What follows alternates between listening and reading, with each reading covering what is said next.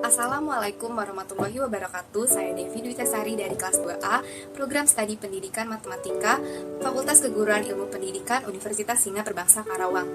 Di sini saya akan menjelaskan materi elemen-elemen pendidikan dalam perspektif filsafat, mata kuliah Filsafat Pendidikan, tahun ajaran 2020-2021 semester 2, dengan dosen pengampu Dr. Haji Dadang Rahman Munandar.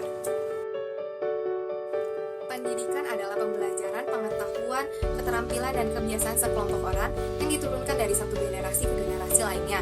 Pendidikan sering terjadi di bawah bimbingan orang lain, tetapi tidak menuntut kemungkinan juga pendidikan dapat dilakukan secara otodidak.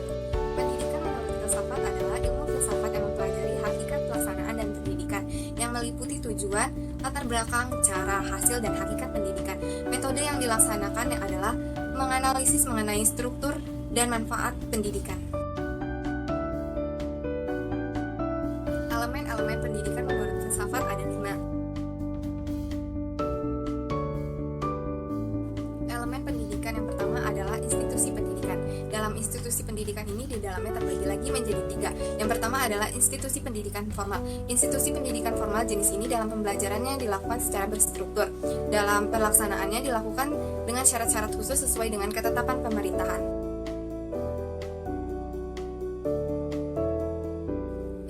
Adalah lembaga pendidikan non formal. Jenis lembaga ini merupakan pemberian pendidikan di luar pendidikan formal yang bertujuan untuk mengganti, menambah, serta melengkapkan pendidikan dalam pendidikan formal. Contoh dari lembaga pendidikan non formal adalah lembaga kursus, majelis taklim, kelompok belajar, sanggar, dan tempat penitipan anak. Yang ketiga adalah pendidikan informal. Jenis lembaga informal memberikan pendidikan di dalam keluarga dan lingkungan dalam tujuannya untuk membentuk proses pembentukan dan pengembangan karakter seseorang. Contoh dari lembaga pendidikan informal adalah pendidikan budi pekerti, pendidikan agama, pendidikan etika, pendidikan moral, dan pendidikan sopan santun. Elemen yang kedua adalah lingkungan pendidikan. Lingkungan merupakan tempat atau daerah seseorang untuk dilatih sikap dan tata lakunya dengan tujuan untuk mendewasakan melalui pengajaran dan pelatihan.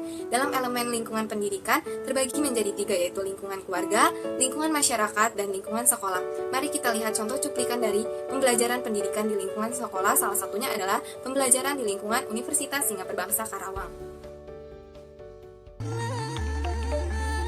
Sidang terbuka Senat Universitas Sina Perbangsa Karawang dalam rangka penerimaan dan pelantikan mahasiswa baru tahun akademik 2020-2021 dinyatakan dibuka.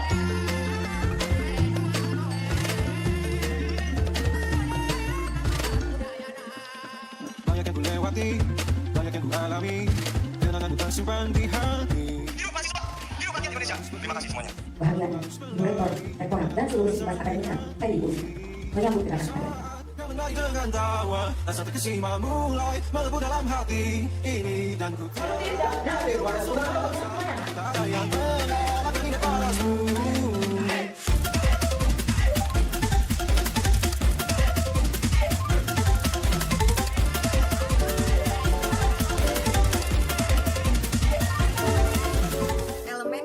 Adalah sumber-sumber pendidikan. Dalam sumber-sumber pendidikan meliputi yang pertama adalah guru. Guru adalah seseorang yang dapat membimbing dalam proses pengajaran. Yang kedua adalah buku ajar. Dalam proses belajar mengajar kita menggunakan referensi. Salah satunya adalah buku. Yang ketiga adalah internet. Pada zaman sekarang banyak sekali media pembelajaran melalui internet. Elemen yang keempat adalah metode pendidikan. Metode pendidikan merupakan suatu proses yang sistematis dan teratur yang dilakukan oleh tenaga pendidik untuk menyampaikan materi kepada muridnya. Dengan adanya metode pendidikan ini diharapkan dalam proses belajar mengajar dapat berjalan dengan lancar. Beberapa contoh dari metode pendidikan adalah salah satunya metode ceramah, metode diskusi, dan metode latihan. Elemen yang kelima adalah alat pendidikan. Alat pendidikan adalah suatu perbuatan atau langkah yang sengaja dibuat untuk mencapai tujuan pendidikan. Macam-macam alat pendidik. Yang pertama adalah perbuatan pendidik, meliputi teladan, hukuman, larangan, ancaman, perintah, dan sebagainya. Yang kedua adalah benda-benda sebagai alat bantu, seperti papan tulis, spidol, buku, pensil, penghapus, meja, dan kursi belajar. Matematika dengan elemen-elemen pendidikan dalam perspektif filsafat. Elemen-elemen merupakan faktor pendorong dalam kegiatan proses belajar mengajar. Salah satunya adalah proses belajar matematika. Dalam proses pembelajaran matematika, kita memerlukan tempat untuk belajarnya. Di lingkungan keluarga, kita diajarkan matematika seperti berhitung. Di lingkungan sekolah, dalam sekolah ada satu mata pelajaran wajib yaitu matematika. Dalam lingkungan masyarakat, hubungan matematika sering terjadi saat kita transaksi jual beli. Dalam belajar matematika, kita memerlukan guru, buku, dan internet sebagai sumber referensi. Untuk metode pembelajaran matematika, kita dapat belajar matematika dengan berdiskusi, tanya jawab, atau latihan-latihan soal. Dalam proses pembelajaran matematika, kita perlu membutuhkan alat tulis.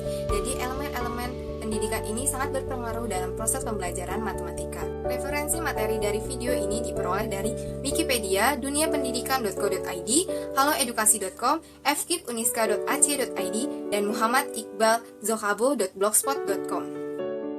Kesimpulannya adalah pendidikan merupakan pembelajaran pengetahuan, keterampilan, dan kebiasaan sekelompok orang yang dilakukan secara turun-temurun dari satu generasi ke generasi lainnya dengan tujuan untuk memperoleh pengajaran, pengetahuan, dan pendidikan. Pada saat proses pembelajaran sangat dibutuhkan elemen-elemen pendidikan sebagai pendorongnya. Elemen-elemen pendidikan tersebut meliputi institusi pendidikan, lingkungan pendidikan, sumber-sumber pendidikan, metode pendidikan, dan alat pendidikan.